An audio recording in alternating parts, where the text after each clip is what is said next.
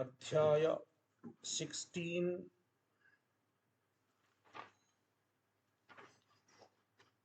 Shloka 5. Daivi sampad vimokshaya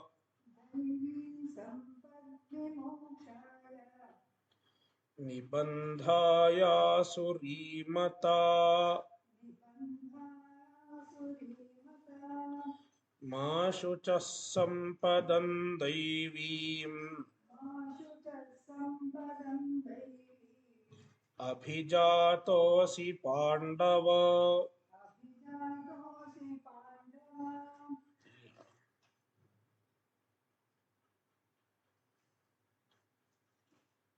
There are two sampat, daivi sampat and asuri sampat. In the asuri sampat, even the rakshasi has to be included. Here, rakshasi and asuri are not separated. Whereas in Adhyaya 9, both rakshasi and asuri are told separately. Rakshasim asurim chaiva prakritim mohinim shitaha. Whereas here only asuri is mentioned, rakshasi is not mentioned separately. Therefore, the asuri is the rakshasi is included in asuri sampat. So, two sampats, two types of tendencies, two types of qualities. Among them, daivi sampat vimokshaya bhavati. Daivi sampat leads to moksha. Vimokshaya bhavati. Vimokshaya kalpate.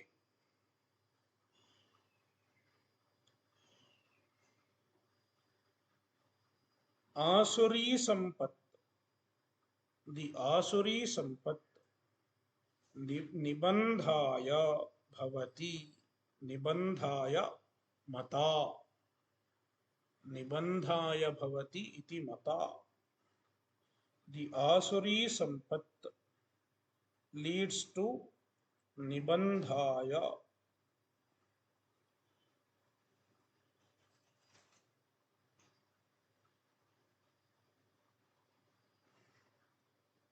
Nibandhaya mata. Bhashyakara takes it as tadarthye chaturthi. Nibandhartham. It is meant for bondage. Mata. It is known to be so. Asuri sampat nibandhaya mata.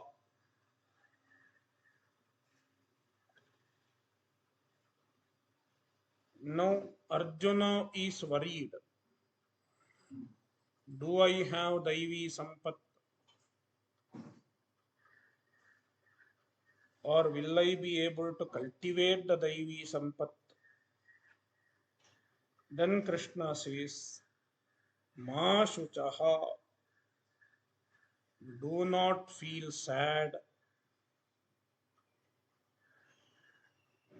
Why?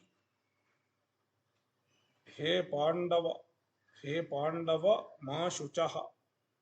O Pandava, O Arjuna, do not feel sad. Why? Tvam daivim sampadam abhijatah asi. You are born aiming at daivi sampat. Means right from birth you have the daivi qualities. Bhashya. अनयोः सम्पदोः कार्यम् उच्यते दैवी सम्पत् या सा विमोक्षाय संसारबन्धनात्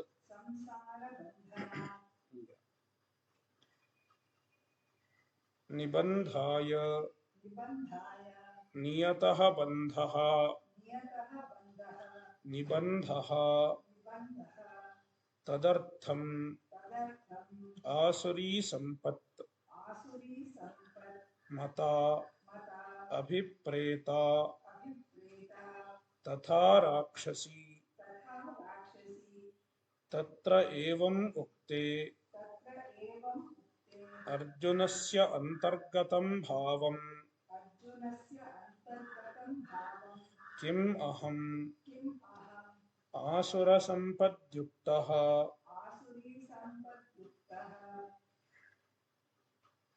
किं वा दैवी सम्पद्युक्तः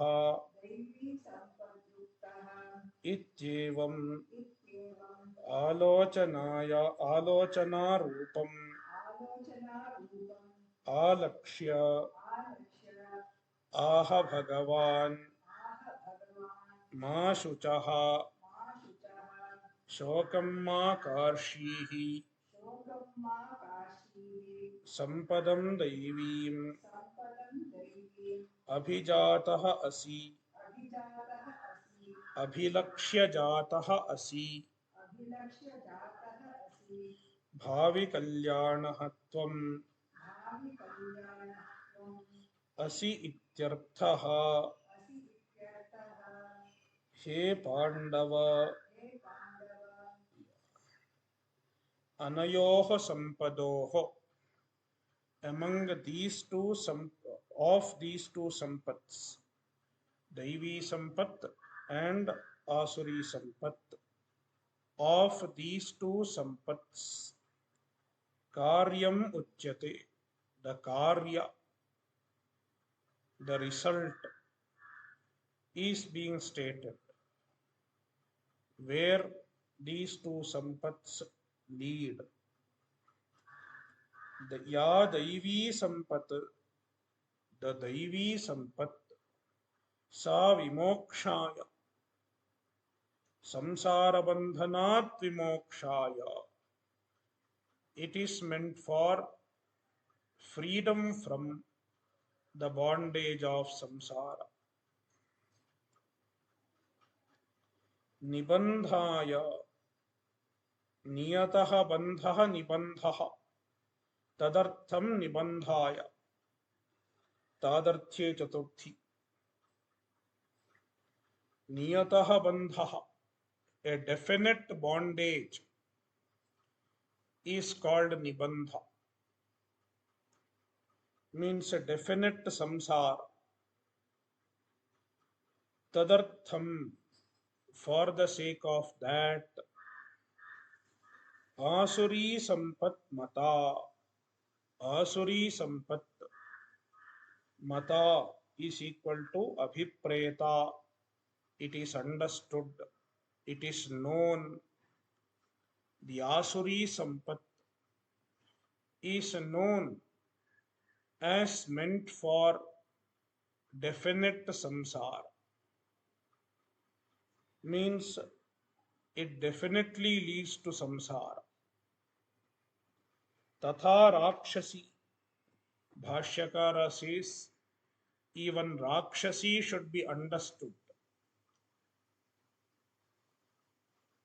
just like asuri even rakshasi sampat also leads to bondage yeah thus the bhashya of first line is complete now Bhagavan is introducing the second line tatra evam ukte when this has been stated arjunasya antargatam bhavam Arjuna has a thought in his mind antargatam bhavam he has a feeling in his mind. What is that feeling? Kim aham asura sampadyuktaha, kim va daivi sampadyuktaha. Whether I have asuri sampat or whether I have daivi sampat.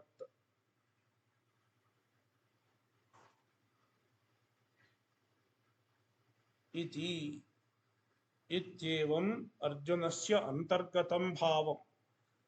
This is the antargata bhava, the inner feeling of Arjuna. And it is alochana rupam. It is in the form of an alochana, a concern,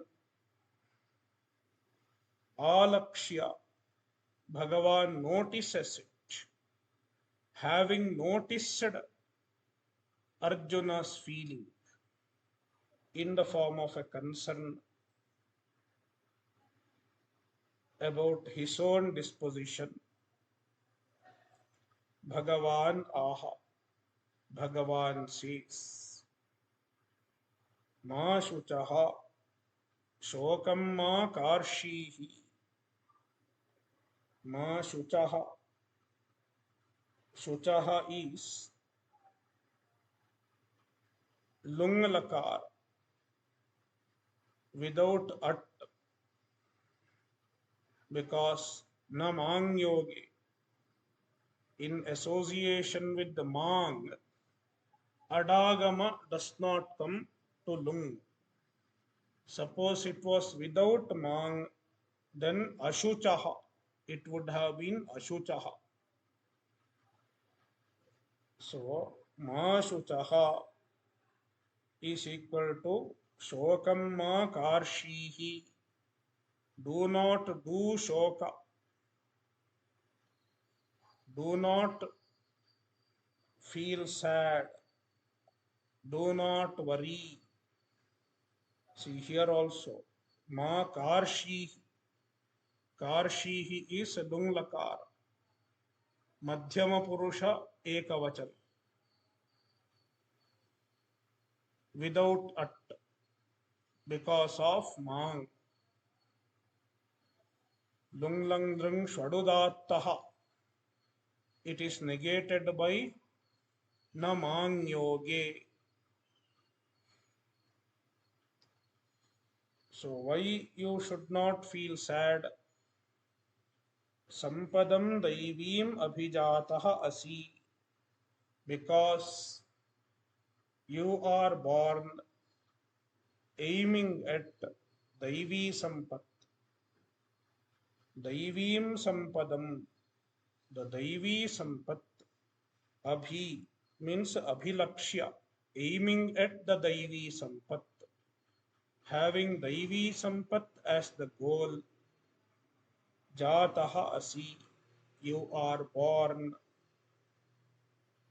Which implies bhavi kalyanah tvam asi ityarthaha. You are bhavi kalyan. Bhavi kalyanam yasya saha bhavi kalyana. One who is going to have kalyana, one who is going to have good in future, means one who is going to attain moksha in future is called bhavi kalyana.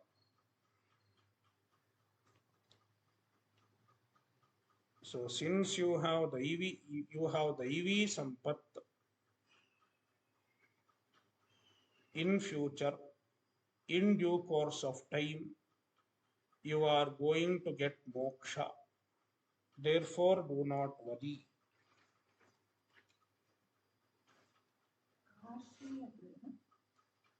Karshihi andre ma karshihi andre ಮಾಡಬೇಡ ಅಂತ ಅರ್ಥ. ಮಾಡಬೇಡ, ಶೋಕವನ್ನು ಮಾಡಬೇಡ.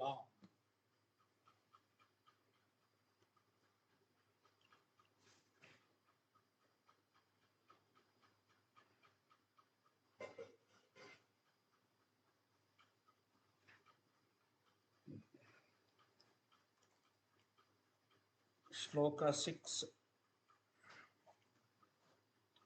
Dvau bhuta-sargau lokesmin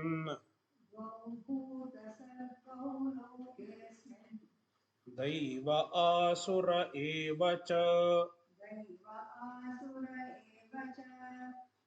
daivo vistarashah proktaha asuram partha me shृणु.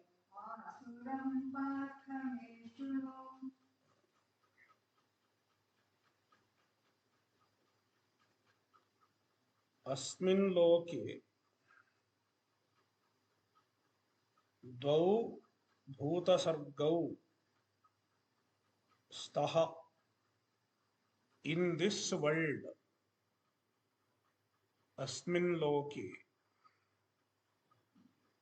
dvau bhuta-sargau, there are two types of beings.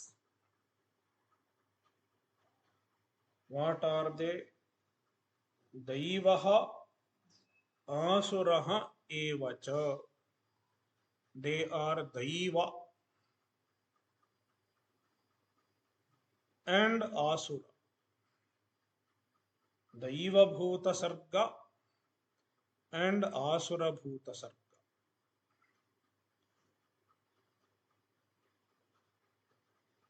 Bhashyakara will clarify that here human beings are discussed. Among the human beings, there are two types, Daiva and Asura. Rakshasa also is included in Asura. That is why only two.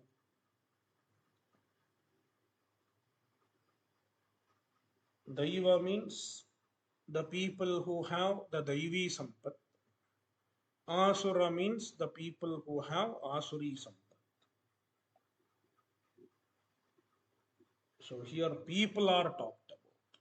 See, earlier, till the previous shloka, the qualities were discussed. Now the people are talked about.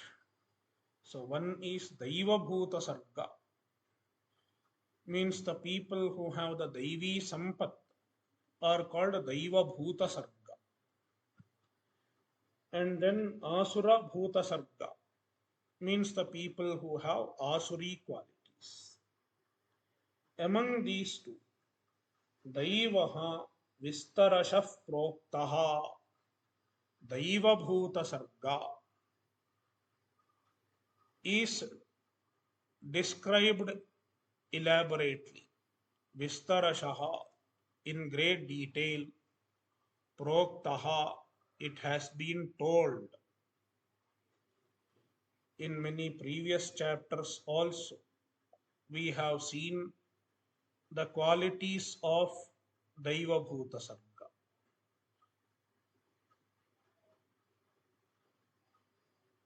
Even in chapter 13, amanitvam, adambhitvam, etc.,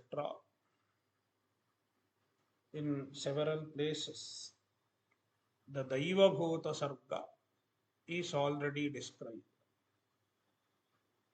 Asuram partha me shृणु, he partha, O Arjuna, now me means mama vachanat, from my words. Me is mama, mama me. We have to add vachanat, from my words. Asuram shanu, please hear the asura bhuta sarga. Now Bhagavan wants to describe the asura bhuta sarga in detail. Already he has described in brief, that is shloka 4, but that is very brief. And before this, before chapter 16, asura bhuta sarga was not discussed. The good qualities were told.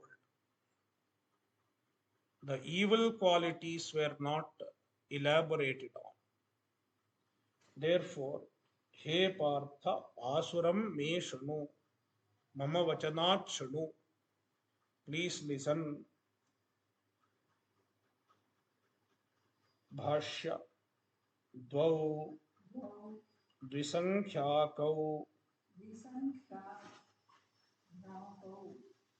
bhuta-sargau bhutanam manushyanam sargau srishti bhuta-sargau सृज्येते इति सर्गौ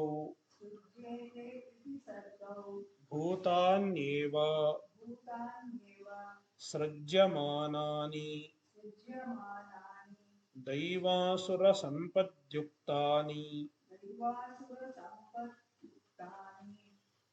द्वौ भूतसर्गौ इति उच्येते द्वयाः प्राजापत्या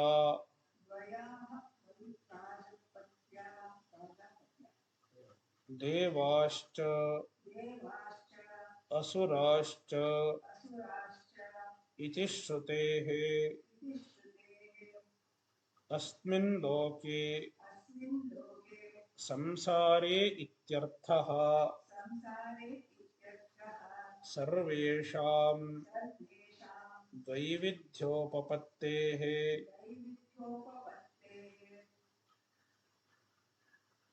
तौ तौ भूतसर्गौ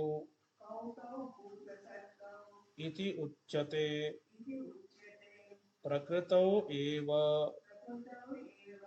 दैवः आसुरः एव च उक्तयोः एव पुनः अनुवादे प्रयोजनम् आह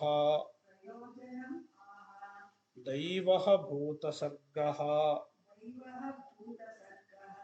अभयं सत्त्वसंशुद्धिः इत्यादिना विस्तरशः विस्तरप्रकारैः प्रोक्तः कथितः न तु आसुरः विस्तरशः अतः तत्परिवर्जनार्थम् आसुरं पार्थ मे मम वचनात् उच्यमानं विस्तरशः शृणु अवधारय. द्वौ is equal to dvisankhyakou, two in number.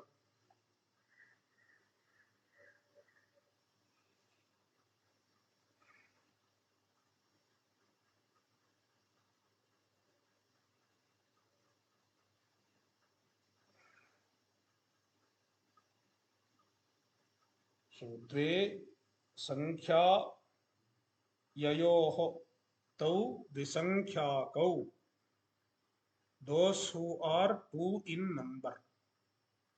Bahuvrihi samasa. Dve sankhya yayoho tau dvisankhyakou.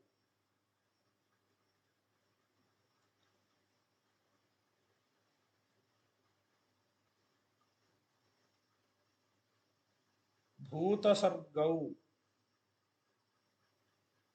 bhutanam is equal to manushyanam. See, Bhashyakara clarified. Here, bhuta refers to manushya, not all beings.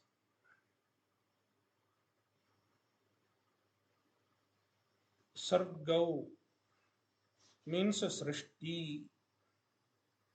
Bhuta-sargau. This is one way of interpreting bhuta-sargau. Bhutanam sargau bhuta-sargau. The creation of beings means two types of creations. As far as the human beings are concerned, it is one way of explaining bhuta-sargau. There is another way of explaining. See, in the first meaning, Sarga is taken as Srishti, Bhavavyutpatti. The creation itself is called Sarga. Whereas in the second interpretation, Srijyete iti Sargau. Here Sarga is a Karma Vyutpatti. That which is created, Srijyete, those which are created are called Sarga. Karma Vyutpatti. Those which are created are called Sarga. Bhutani eva srijyamanani means Bhutani eva sargaha. Sargaha means srijyamana. Bhutani eva sargaha bhuta-sargaha. Karmadharaya samasa. Previously it was Shashti Tatpurusha. Now Karmadharaya. The bhutas which are themselves sargas, the created ones.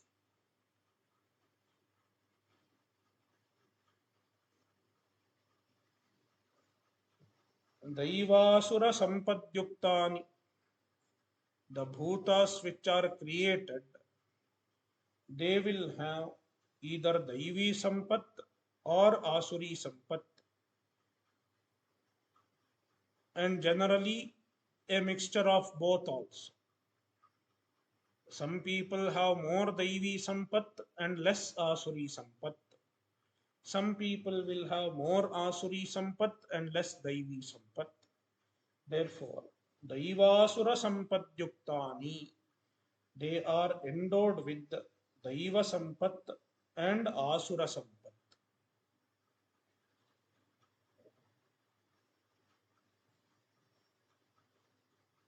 Dvau bhuta-sargau iti uchyete. They are called two bhuta-sargas.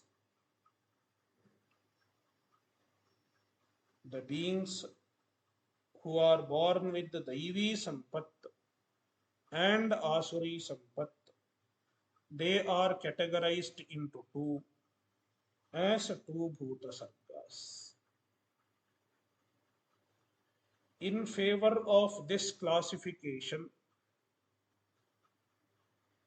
Bhashyakara quotes from the Upanishad, Dvayaha Prajapatyaha devascha asurascha iti shrutehe. Prajapatyaha means the offsprings of Prajapati, the descendants of Prajapati are two types. Devaha cha asuraha cha. Devatas and asuras.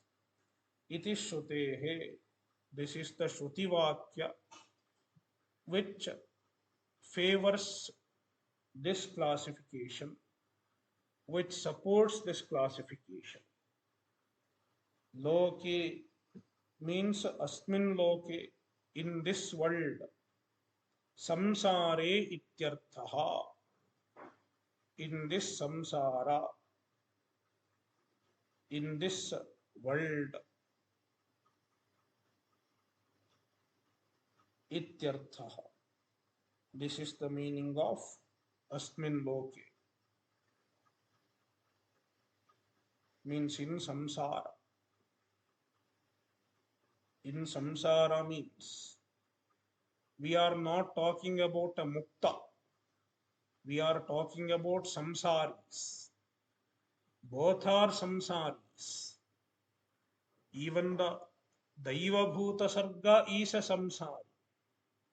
Even the asura one, even the asura bhuta-sarga is a samsari. But the daiva bhuta-sarga has the daivi sampad, which facilitates his moksha. Sarvesham vaividhyopapattehe. So now one might ask, why only two? There are varieties of beings. How both can be included? How only two are? Why only two are told? Then Bhashyakara says, Sarvesham vaividhyopapattehe. Even though there are varieties of people, broadly we can classify everyone into two categories. So Sarvesham Vaividhyasya Upapatte, the Dvaividhya, the two categories, the two types can include all.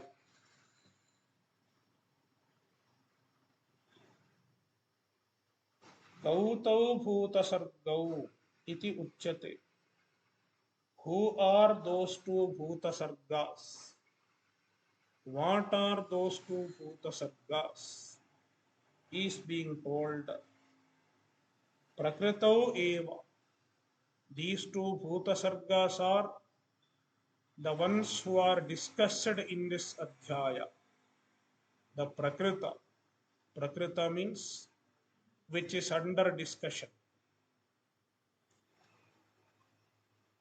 Daivaha asuraha evacha.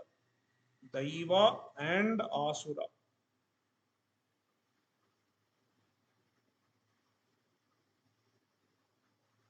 No, these two bhuta-sargas are already mentioned in the previous 5 shlokas. Daiva and asura. Both are mentioned, even though bhuta-sarga is not told. By explaining the daivi sampat and asuri sampat, the bhuta-sargas are indirectly mentioned. Then why once again it has been stated? See, uktayoho eva, that which are already told, punaha anuvade, for stating them once again, for restating. Prayojanam aha. What is the prayojana of restating them, mentioning them once again? The prayojana is being told in the second line. The purpose is told in the second line. Why these two are mentioned now?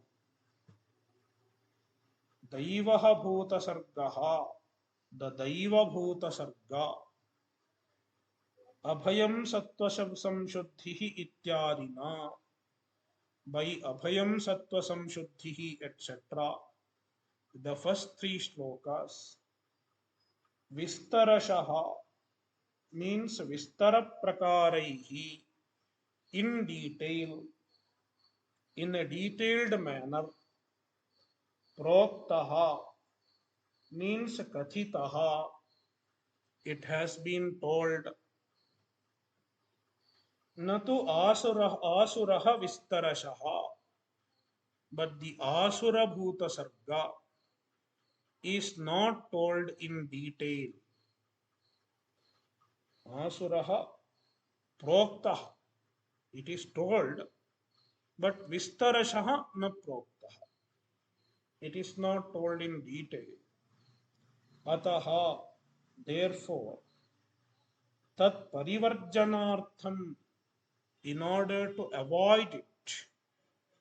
Why we have to discuss the asura bhuta sarga in detail? So that we can avoid parivarjanartham asuram asuram bhuta sargam, the asura bhuta sarga. He Partha, O Arjuna, me means mama vachanat, from my words, uchyamanam, which is being told in detail, vistarashaha, vistarashaha uchyamanam, which is being told in great detail, shanu, listen,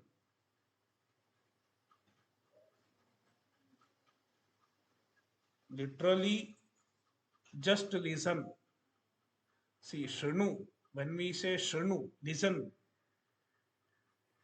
we just don't mean to say listen. After listening, you should understand also. It is not like listening a music, just listening, like a chanting, just you have to listen.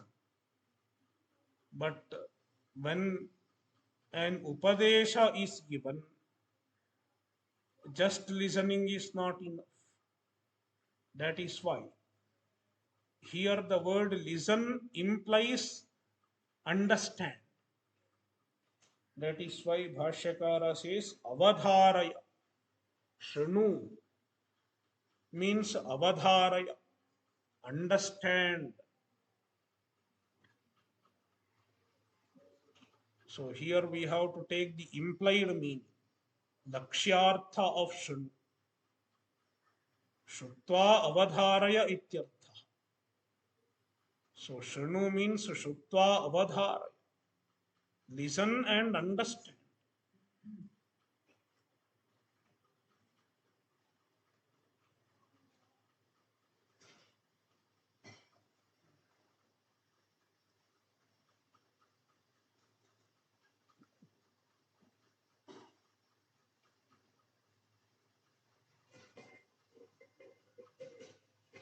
Shloka 7. Pravrittincha nivrittincha janana vidurasuraha na shaucham napi chacharo na satyanteshu vidyate.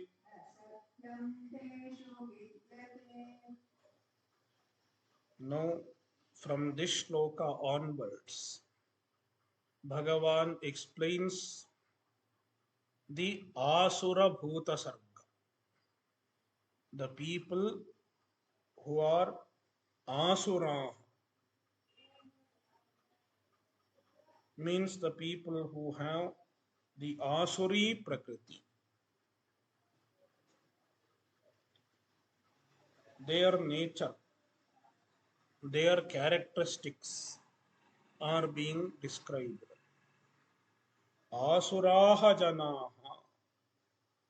the people who are asuraha, pravrittincha nivrittincha na viduhu, they do not know pravritti and nivritti, means what should be done, what should not be done, they don't know. Pravritti means action. What is the action they should do? And nivritti means withdrawal, restraint. What kind of action they should restrain from, they don't know.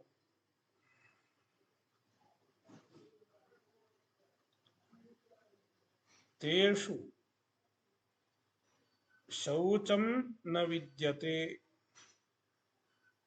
आचारः अपि न विद्यते, सत्यं न विद्यते.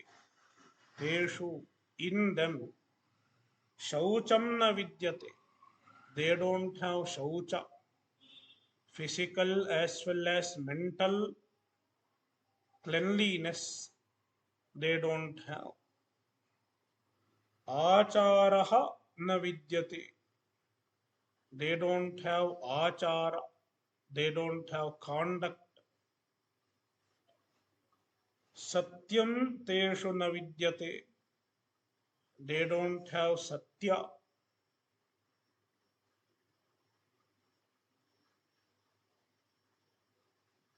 Yeah. अध्याय परिसमाप्तेः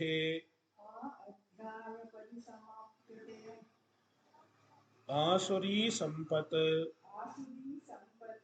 प्राणि विशेषणत्वेन प्रदर्श्यते प्रत्यक्षीकरणेन च शक्यते अस्याः परिवर्जनं कर्तुम् इति.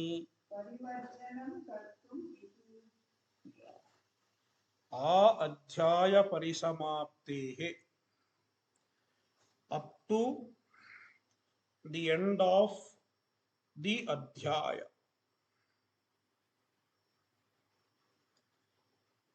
Ang, is ang here. Ang is used in the sense of maryada and abhividhi, inclusive limit and exclusive limit. Ang is used. So ang means, means ang, up to, and avyaya, a nipata. And this ang governs Panchami Vibhakti. Therefore, Adhyaya Parisamapte Panchami Vibhakti. Up to the end of the Adhyaya. So here it is inclusive limit. The end is included. The final shloka is included. Therefore, abhividhi. Asuri sampat, the asuri sampat pradarshyate, is being shown. How? Prani visheshanatven, as the description of a prani, as the description of certain beings. Meaning, unlike in the first shloka, etc., unlike shloka first to four, sampat is not told directly. Instead, the sampat is told as the description of a person or the people who have those qualities. Means here, from this shloka onwards, the people who have those qualities are described. From that, we have to understand the descriptions of those people are the sampat, asuri sampat. That is why prani visheshanatvena, as the qualifications of the pranis, as the descriptions of the pranis, as the characteristics of the pranis, pradarsyate, it is being shown. What is the purpose of showing? Bhashyakara states once again, because most often people wonder why asuri sampat is discussed. We have to discuss only good things. Why these negative features are discussed? Bhashyakara says, even discussing the negative features is important. प्रत्यक्षीकरणेन च अस्याः परिवर्जनं कर्तुं शक्यते इति. प्रत्यक्षीकरणेन, when we observe them, see, if we understand the asuri prakritis, if we understand what are the asuri prakritis, we can observe them in ourselves. We can observe and recognize them. Pratyakshikaranena, by observing and recognizing them in ourselves, if we have any asuri sampat, asyaha parivarjanam kartum shakyate, it is possible to avoid asuri sampat. Iti, with this purpose, iti hetoho, with this purpose, for this reason, pradarsyate, the asuri sampat pradarsyate. Pravrittincha pravartanam yasmin purushartha sadhane kartavye pravrittihi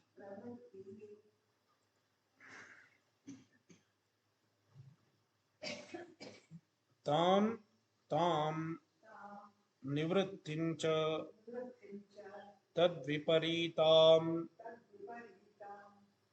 yasmat anartha hetoho nivartitavyam sa nivrittihi tam cha janaha asuraha न विदुः न जानन्ति न केवलं प्रवृत्ति निवृत्ति एव न विदुः न शौचं नापि च आचारः न सत्यं तेषु विद्यते अशौचाः अनाचाराः मायाविनः अनृतवादिनो हि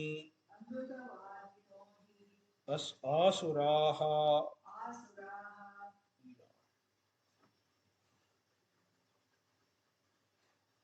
प्रवृत्तिम, प्रवृत्तिः is equal to pravartanam.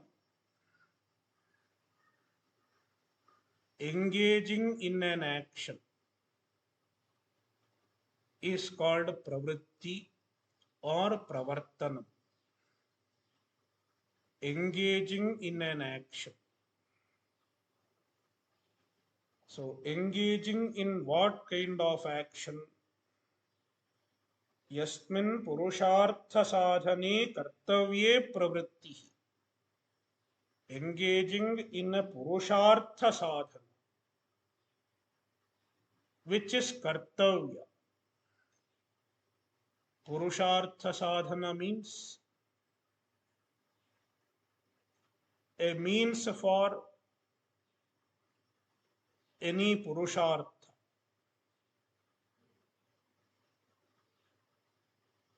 Which is kartavya, which should be done as per the Shastra.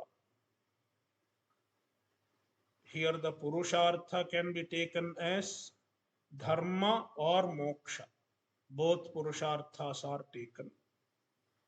So purushartha sadhane, the sadhana which leads to either dharma purushartha or moksha purushartha, it is kartavya. It has to be done according to the Shastra. pravrittihi, engaging in that kind of action is called pravritti. So pravritti means engaging in the action which is kartavya, which should be done because it is a means for purushartha.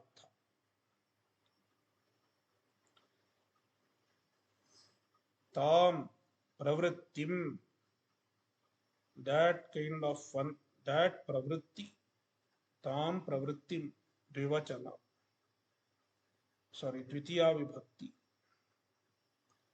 Nivrittincha, nivritti means tad viparitam, it is the opposite of pravritti. So pravritti means engaging in the action. Nivritti means withdrawing from the action or restraining from action. Restraint or withdrawal. Abstinence.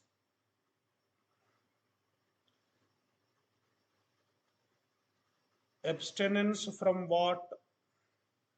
Yasmat anartha hetoha nivartitavyam.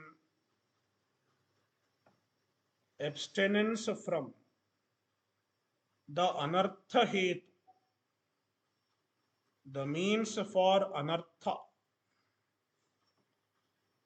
any action, any sadhana which will lead to undesirable consequences. Yasmat anartha hetoho, from which anartha hetu nivartitavyam, one should stay away, one should restrain.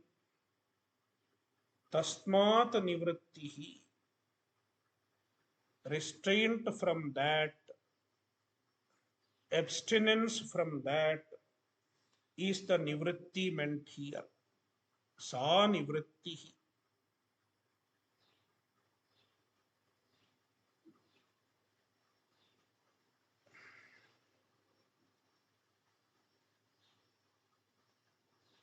Tamcha, the nivritti also. Janaha means asuraha janaha. Asuraha is there. Asuraha janaha. Na viduhu means na jananti. They do not know. Meaning they don't have karya akarya viveka. They do not have dharma adharma viveka. न केवलं प्रवृत्ति निवृत्ति एव न विदुः. It is not just that they don't know pravritti and nivritti. Ignorance about pravritti nivritti alone is not the feature of the asuras. There are more. What? Na shaucham, na picha acharaha. They don't have shaucha. Na picha acharaha. They don't have achara. Like respecting the elders, etc. They don't do. Na satyam teshu vidyate. They don't have satya. Means they don't have the value for satya. I should speak truth. Even this value they don't have. That is why they don't have any difficulty in telling lies. Comfortably they tell lies.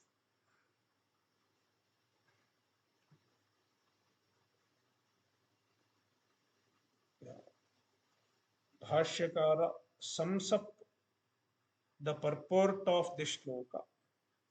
Ashauchaha na vidyate shaucham yesham te ashauchaah karmadharaya. The asuraha are ashauchaha. They don't have shaucha. Anacharaha na vidyate acharaha. Yesham te anachara. They don't have achara. Mayavinaha. They are deceitful. They have maya, means they have the deceit, the nature of deception, deceit, cheating. Anritavadinaha. They are anritavadinaha. They tell lies. He.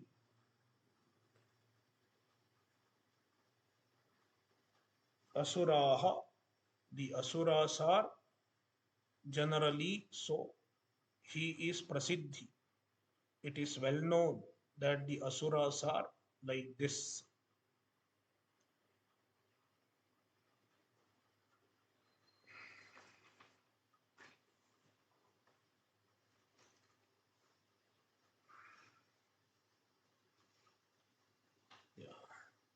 Om Purnamadah Purnamidam Purnat Purnamudachyate Purnasya Purnamadaya Purnamevavashishyate.